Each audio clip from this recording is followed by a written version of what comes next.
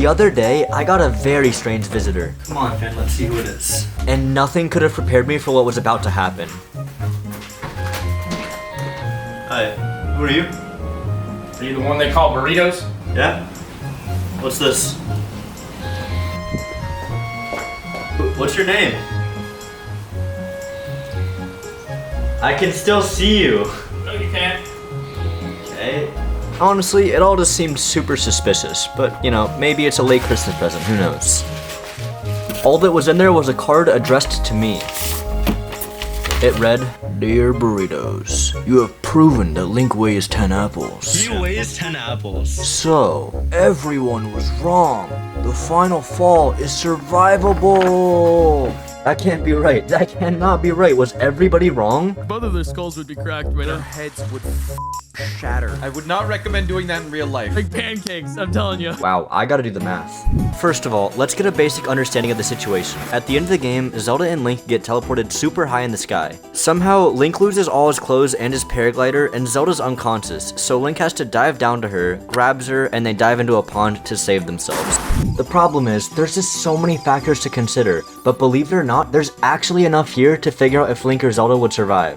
Let's start with the tricky one, height. We can't tell exactly how high he is here, but we can get an idea by looking at the sky islands around him. After cross-referencing these sky islands to the map, we can tell this is Valor Island and the Water Temple. Judging that the Water Temple's highest point is at 1,900 meters and Link looks quite a bit higher than that, we can safely assume that he falls from at least 2,000 meters. That's about 1.2 miles. This number is obviously pretty broad, but luckily we don't actually need to know the exact height, since we know this is definitely high enough that Link will reach his terminal velocity. This basically just means that Link's final falling speed won't change, whether he's dropping from 3,000 meters, 2,000 meters, or 1,000 meters. It's all gonna be the same. Now we need to figure out the gravity in Hyrule. On Earth, that's 9.8 meters per second. On the Moon, it's 1.62 meters per second. That's why they're able to jump like this. We can calculate the gravity of Hyrule by taking the instantaneous velocity of Link at two different points in his fall. The instantaneous velocity will tell us how fast Link is falling at any given moment. All we need is the time and how far he's fallen. Since neither of those can be found out in the final cutscene, I decided to do it here, 80 meters above the pond surface level.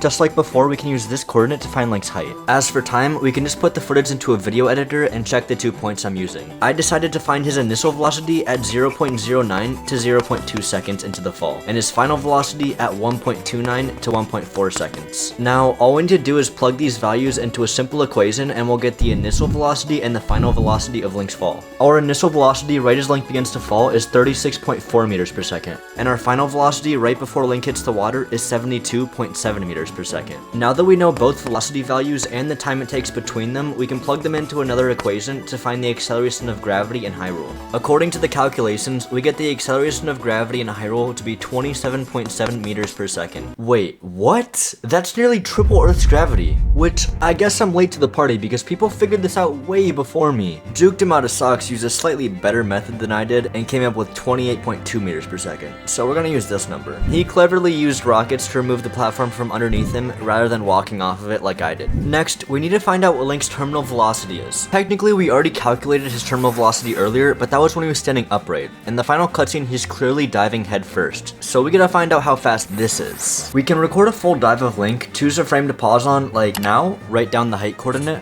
then go exactly 30 frames forward and check the height difference.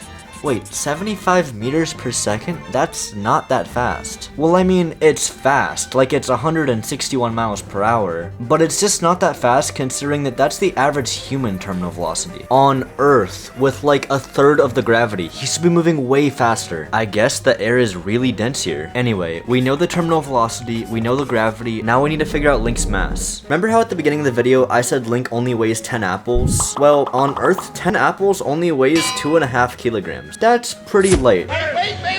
But that's with Earth's gravity. We need to find it in Hyrule's gravity. We can divide the 2.5 kilograms by 9.8 to find his mass. Running through the equation for force, we get 0.255 kilograms. Now we can multiply that by Hyrule's gravity to find his new weight, which comes out to be 7.2 kilograms or 15.7 pounds. We don't actually need these values, but we do need the mass. The last thing we need to figure out is how fast Link is decelerating when he hits the water. Or in other words, how long it takes Link to go from 75 meters per second to 0. Looking at the frames, we can see that on this frame he's out of the water, and 2 frames later he's fully submerged. So we'll say it takes 2 frames, which is about 0.07 seconds for Link to fully decelerate after landing in the water. You might think it would take much longer to decelerate because it's water, but because Link is moving insanely fast and water is basically incompressible, it would be like Link landing on concrete.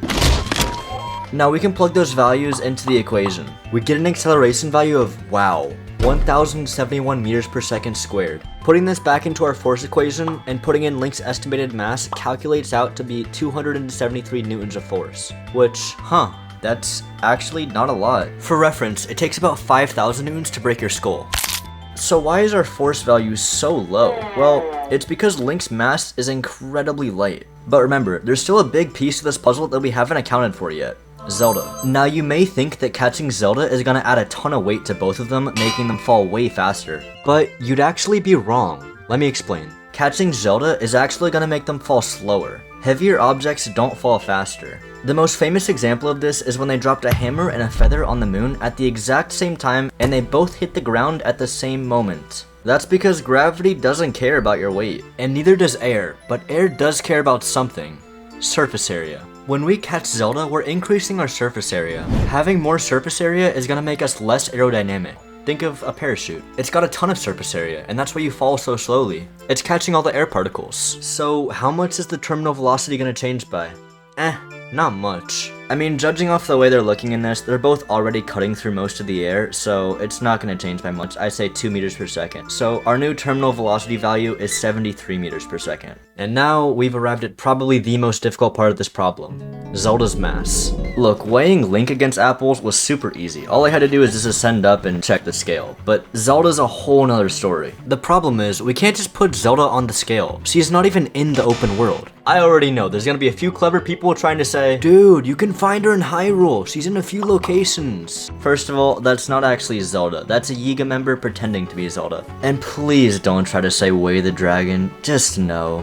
No. I tried to find weights for NPCs online, but all I could find is Pyrrha's weight from Breath of the Wild. The young Pyrrha. Yeah, that one. Which was absurd. I don't want to be rude, but she weighed more than a neutron star. Unfortunately, she was too heavy to even measure, so that didn't give us any data. But I had a crazy idea that might just work. In Tears of the Kingdom, there's a way to actually move NPCs. Granted, it only works on a few NPCs, but Pyrrha was one of them. And I'm more than happy to use Pyrrha's weight for Zelda, because she's Hylian and she's a female.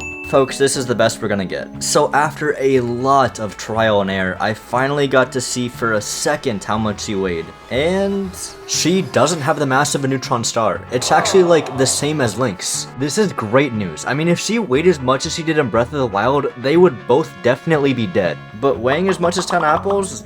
This could be doable. Let's rerun the calculations. So their combined mass is 0.51 kilograms. We can put that back into our force equation to calculate the final force of the impact. The final force of Link and Zelda hitting the water would be 546.2 newtons. That's not enough to break a human skull, but remember, they're not human, they're Hylian. Nintendo hasn't dropped the body index of Link yet, but we can go off his weight to make some assumptions. The average male weighs about 197.6 pounds, which means Link is 12.6 times lighter than the average male. So let's assume that Link's skull would break 12.6 times easier. In that case, it would only take 394.6 newtons to break his skull. That's below our total force of 546.2 newtons. So the impact does create enough force to break a Hylian skull, but there's still a chance that they could survive it depending on how the force is distributed. Luckily for us, it's kind of a miracle how perfectly Link holds Zelda here, because they're in the same exact orientation, they hit the water on the same frame, and they weigh the same mass. So that means the force of 546.2 newtons is going to be split evenly between their heads, which is 273 newtons each. Survivable. Wow, I cannot believe I'm saying it, but Link and Zelda wouldn't die from smashing into the water. So I guess everyone was wrong. Or I suck at math, but either way, I hope you enjoyed the video and consider subscribing. I'll see you all in the next one.